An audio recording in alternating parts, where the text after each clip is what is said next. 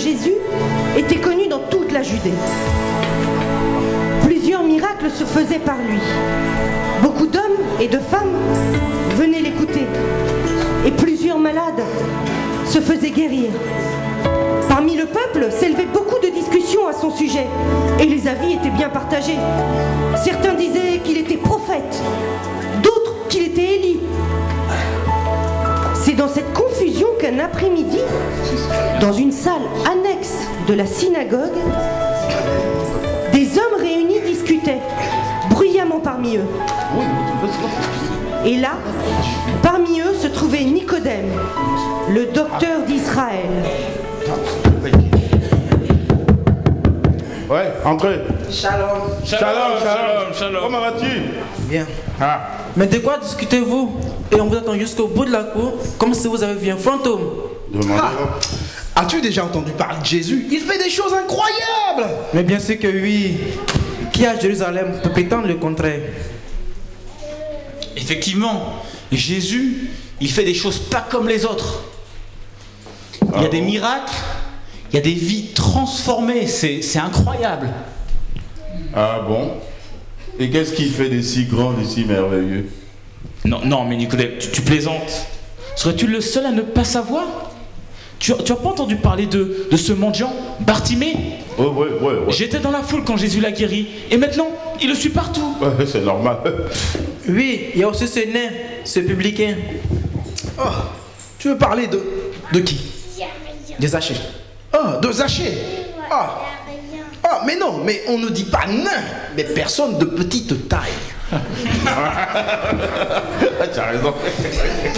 Oui, Zachée, figure-toi qu'après avoir rencontré le Seigneur, il a complètement changé. Il est devenu un autre homme. Comment ça, un autre homme? Qu'est-ce qu'il a fait? Il m'a remboursé tout ce qu'il m'avait volé. Il a remboursé tout ce qu'il avait volé? Mais c'est incroyable, ça. Mais toi, Nicodème, toi, tu es le docteur d'Israël. C'est vrai, ça? Je sais, je suis docteur d'Israël. Oui. Moi, ce que je voudrais savoir, dans les Écritures, tu as toujours les Écritures avec toi? Oui. Qu'est-ce qu'on dit du Jésus de qui on parle tous, là? Qu'est-ce qu'on dit dans les Écritures? Alors, à vrai dire, pas grand-chose, hein. Et je reste un peu perplexe par rapport à tout ce que j'entends, hein. Mais comment ça, dans les écrits, il n'y a rien à son sujet? Écoute, hein, pour l'instant, je vois rien, hein. Oh là là, il se fait tard. Le soleil se couche, là. Oh, monsieur se dépêche de rentrer avant la tombée de la nuit. Oh, avant la tombée de la colère de madame. Devant un repas refroidi. C'est plutôt ça, ouais. Non, mais attendez. Moi, avant de rentrer, il faudrait quand même avoir des réponses sur ce Jésus. Toi qui es docteur, je te rappelle, Nicodème. Ouais. Qu'est-ce que la loi dit de ce Jésus? Moi, je veux une réponse précise, parce que chacun a des idées différentes. C'est vrai. Il nous faut une réponse de la loi, des Écritures. D'accord. Je vais essayer d'étudier cette nuit, de voir quelle est la réponse que je pourrais te donner. Mais sache tout de même, hein. Et je dis ça à tout le monde.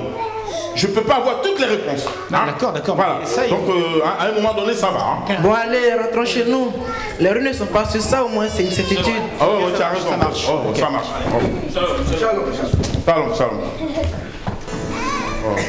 On est fatigué avec toutes ces questions de Jésus et de machin. Je ne comprends pas. Qu'est-ce que je vais faire pour lui donner une réponse? Jésus, il a guéri. Jésus, il a fait ci. Jésus, il a fait ça. Qu'est-ce que je voulais que je donne comme réponse? Possible, ça. Oh là. Bon, alors, il a dit qu'il veut une réponse. Mais moi, je vais aller voir ce Jésus-là qui m'explique. Parce que là, je ne comprends rien. Absolument.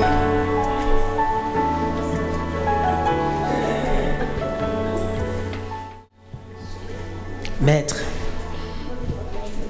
je voulais vraiment te remercier pour ce que tu as fait pour ma belle-mère, pour l'avoir guérie. Merci beaucoup. Pierre, c'est le Seigneur qui l'a fait à travers moi. Et je suis content, je suis venu rien que pour ça. Pour guérir les malades. Pour consoler les affligés.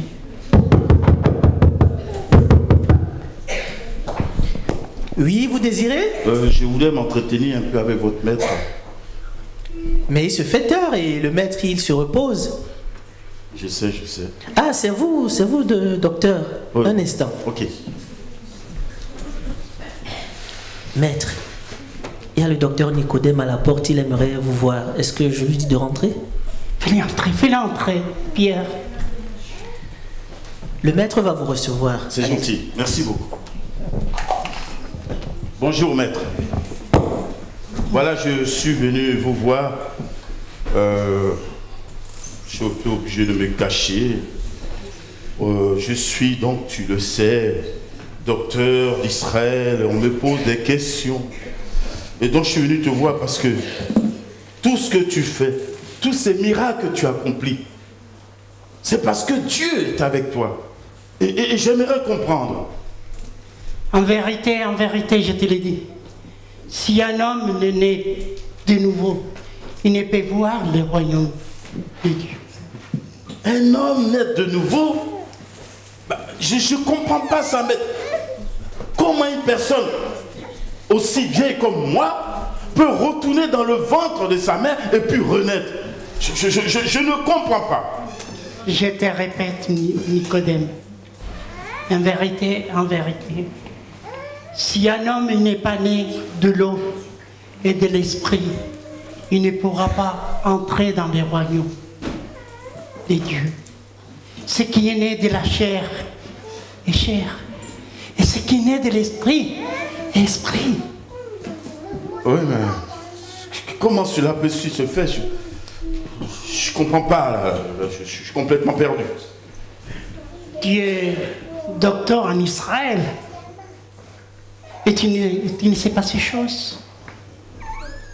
Tu sais, les vents, ils soufflent et tu entends son bruit, mais tu ne sais pas d'où ce qu'ils viennent et tu ne sais pas d'où ce qu'il va.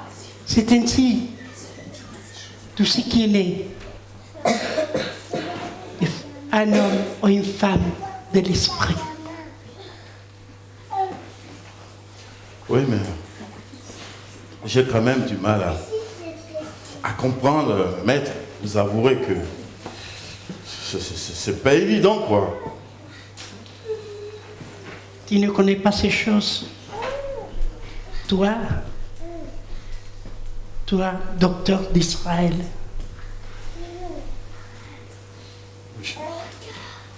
Oui. Je sais que si tu me racontes des choses de la terre que je ne comprends pas, ce n'est pas les choses de là-haut que je vais comprendre. C'est ainsi. C'est ainsi, nous parlons des choses que nous avons vues. Et nous rendons témoignage. Et vous ne croyez pas à notre témoignage. Comme pour vous croire quand je vous parle des choses de la terre. Je vous parle des choses de la terre. Si je vous parle des choses du céleste, vous ne croirez pas. N'empêche que je me pose toujours des questions. Personne n'est monté au ciel, si ce n'est celui qui est descendu du ciel, le Fils de l'homme qui est dans le ciel. Et comme Moïse éleva le serpent dans le désert, il faut de même que le Fils de l'homme soit élevé, afin que quiconque croit en lui ait la vie éternelle. Car Dieu a tant aimé le monde qu'il a donné son Fils unique, afin que quiconque croit en lui ne périsse pas, mais qu'il ait la vie éternelle.